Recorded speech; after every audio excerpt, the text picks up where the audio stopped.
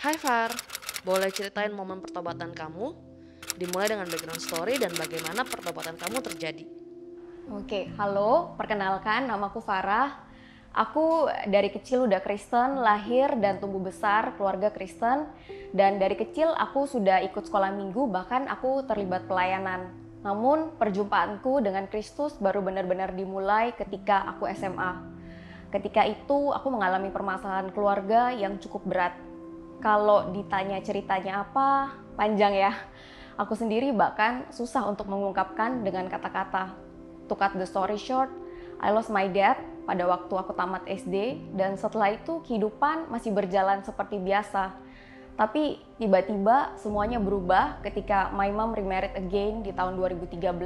Setelah itu ada banyak konflik dan permasalahan keluarga yang timbul.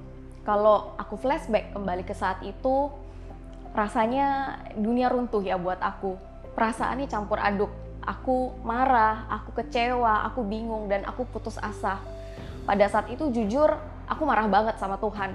Aku tanya sama Tuhan, why me God? Why my family? Rasanya gak adil Tuhan, aku gak melakukan sesuatu yang salah, tapi kenapa ini semua harus terjadi? Tapi Tuhan itu luar biasa. Justru di tengah kekalutan dan kemarahan tersebut, kuasa Tuhan bekerja. Aku menemukan Tuhan.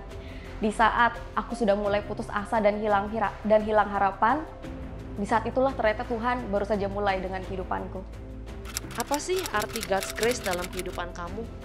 Nah, sebelum aku bahas itu, aku mau cerita dulu. Kalau sebelumnya itu aku berjalan itu dengan memikul beban yang begitu berat.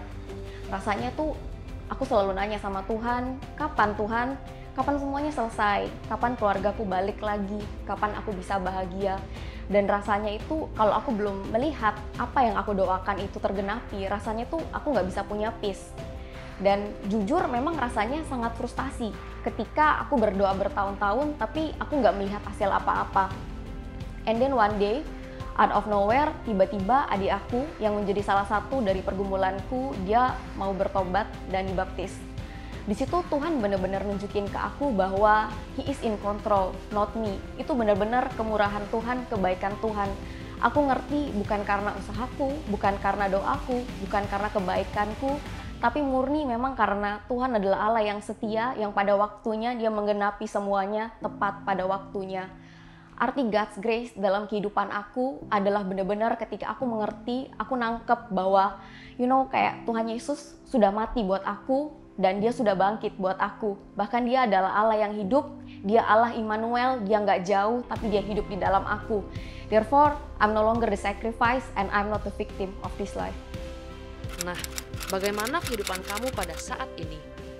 Nah, selama perjalanan 8 tahun ini, aku sadar sih kalau I fail a lot, I make a lot of mistakes, dan bahkan sampai sekarang pun aku masih menantikan janji Tuhan untuk pemulihan keluarga.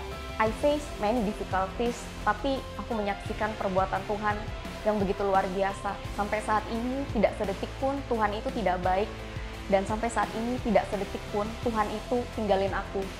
Kalau sebelumnya aku selalu bertanya, why me God? Why it happened to me?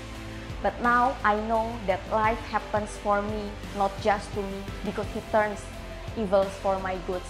Sekarang aku bisa rest, aku bisa punya peace, aku bisa berdoa dengan iman, bukan dengan bersungut-sungut, dan aku bisa enjoy apa yang namanya jalan sama Tuhan. Karena aku ngerti, I don't put my hope in the coming of the Lord, but I put my hope in the Lord who is coming. Jadi apapun yang terjadi, as long as aku jalan sama Tuhan, I will be fine. Dan aku sangat percaya seperti di Yesaya 41 ayat 15, Amplified Version mengatakan, in fact, I have made you a new sharp threshing implements with sharp edges. You will thresh the mountains and crush them, and you will make the hills like chaff. Demikian pun aku percaya bahwa melalui semuanya Tuhan sedang membentuk hidupanku. Kalau sebelumnya aku selalu berpikir bahwa Tuhan harus mengubah keadaanku terlebih dahulu, sekarang aku mengerti bahwa ternyata Tuhan tuh sedang ingin mengubah aku terlebih dahulu. Dan dalam menantikan janji Tuhan, aku sangat percaya ayat ini di Amsal 27 ayat 13, Amplified Version mengatakan, I would have despair had I not believed that I would see the goodness of the Lord in the land of living. Wait for and confidently expect the Lord. Be strong and let your heart take courage. Yes, wait for and confidently expect the Lord.